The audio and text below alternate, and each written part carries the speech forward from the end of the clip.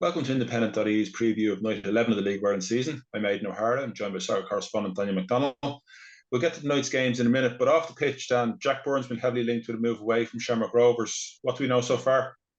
Yeah, so I suppose we're speaking now on Thursday afternoon, so I suppose add that timeline to it. But yeah, I mean, like this interest in from the MLS in Charlotte, probably shouldn't be a huge surprise in the sense that God, I think we reported it back in late 2021 when he was leaving Applewell that Charlotte were keen.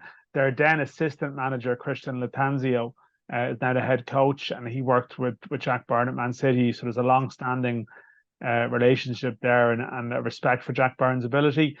And yeah, this actually been on for I think it's been in the background for the last week or two, this interest from Charlotte. Their transfer deadline closes on Monday, although I think they need to get a deal done before then. Just with sort of whatever red tape, it's not always straightforward getting into America, as people know. Yeah, they've made three bids as we speak. But the likelihood of it happening this stage would seem more unlikely than likely. I think Shamrock Rovers seem quite resistant to the idea of selling. I can understand their perspective on it. He is out of contract at the end of the year, but Europe is worth a lot of money to them, and it's worth more money to them than what Charlotte are offering. So they're going to have to up their bid considerably, I would think, for this to happen. But there's and even then, I don't know what it would take for Rovers to sell, but there is the question of, is this destabilizing in some way? Yeah, obviously a big game against St. Pat's. I mean, I think the two teams met on St. Patrick's Day last time. The last game out was a great game, it was 2-2. They were both struggling a bit at that stage. They both picked up a lot. I guess if Byrne plays, that adds another level of intrigue to it, but it should be a good game one way or another. Yeah, I mean, and that's the thing. I mean, Jack Byrne himself has been excellent. He's been back in form, and that's why I suppose last season he was back, but I think by his own admission, he didn't particularly enjoy last year. He wasn't playing particularly well. So it's sort of a different story now with Jack. He's sort of back in the news in a positive sense. It's good to be talked about, but obviously that brings a little bit of attention. So, yeah, I mean, we'll see where his head is at if he does play, which is expected that he will at this stage anyway. So yeah, like the Pats Pats are remarkably, like, I suppose with 5 minutes to go in that game in Tala, there's big question marks about where they were headed. And now they're 4 points off the top. They're actually ahead of Rovers. The slight issue for Pats is that Jake Mulroney has scored that goal, picked up an injury. Their first choice centre halves, in particular Joe Redmond, are injured. So they are probably down bodies. I know Rory Gaffney is a problem for Shamrock Rovers, but they probably have greater depth in their squad to compensate. But again, it's another full house. We're probably used to them now. And yeah, I'm looking forward to a proper contest. Yeah, it's great to be getting used to those sellout crowds.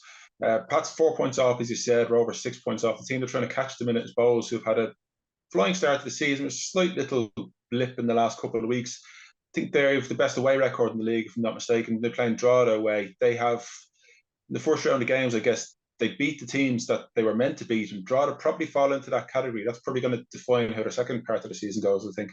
Yeah, they won the game between themselves and Drogheda well enough the last time. Drogheda just tired out a bit eventually. And not quite tired out, but they struggled to hit the same levels. It was a Monday game, and they've sometimes struggled with that. But yeah, I think Bows, like, I mean, they've had two big defeats at home, and yet still managed to maintain the good vibes around it. And I think the thing for them is, yeah, their next couple of games, it's Drogheda, Cork, UCD, like potentially the bottom three. Like it could be wrong, but like contenders for that. And as much as we talk about a title challenge for Bows, I mean, top three, they would take it. And if they can routinely beat all these sides, they've got a chance. Now, again, another sold out game, home crowd, Drogheda, they are a difficult team to play against.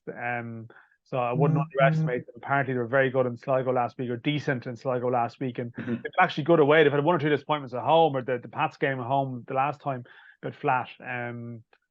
So yeah, it's a big test for Bows in sense of bouncing back from the Pats game and just becoming a team that wins routinely is probably the next step of their evolution, rather than them being this novel surprise package. They almost need to become a little bit more of a winning machine.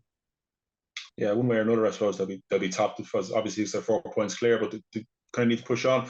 Another team that haven't been winning routinely, Derry City. I mean, I think they've won points in the last 9. Seem to be struggling a little bit. They play Cork away, which is obviously a long trip for them, but it's a game. Obviously, we're still early in the season, but the game they really need to be picking up 3 points and getting themselves back going again.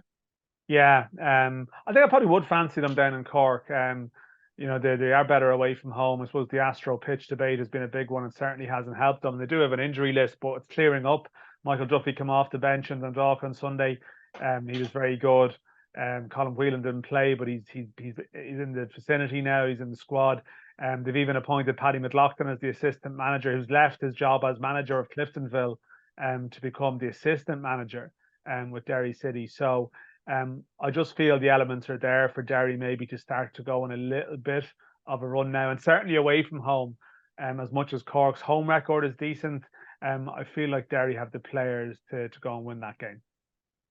In the final game of the 4 of the night, Shelbourne against Dundalk, 5th against 8th, only 1 point between them. They've both had their ups and downs this season.